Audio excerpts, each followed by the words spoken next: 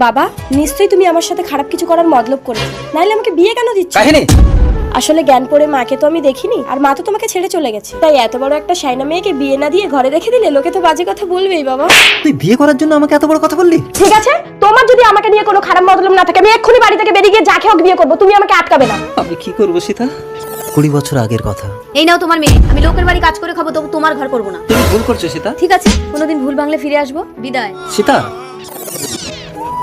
বিদায় বাবা। কাহিনী আমি রেডি, এই নাও কাহিনী, শাড়িটা পরে নাও। চলো মন্দিরে গিয়ে পড়ে নিচ্ছি। চলো।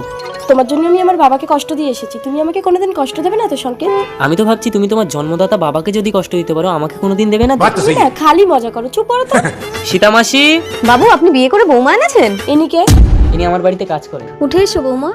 মাকে চাইলে লাইক করো, বাবাকে চাইলে সাবস্ক্রাইব করো। বাবা মা দুজনকে চাইলে লাইক সাবস্ক্রাইব দুটোই করবে, তা না হলে ভাবো তুমি এদের দুজনের কাউকে ভালোবাসো না। এত বড় সাহস, একটা কাজের লোক হয়ে দিয়ে আমার হাত হচ্ছিস? কাহিনী, তুমি এনার গায়ে হাত তুললে ইনি আমার মায়ের মতন। কি? তুমি 2 টাকা একটা কাজের লোকের সামনে আমাকে অপমান করো? আমাকে? সরি কাহিনী। তুমি আমাকে একদম স্পর্শ করবে না। আজকের দিনে ঝগড়া করতে নেই বাবু।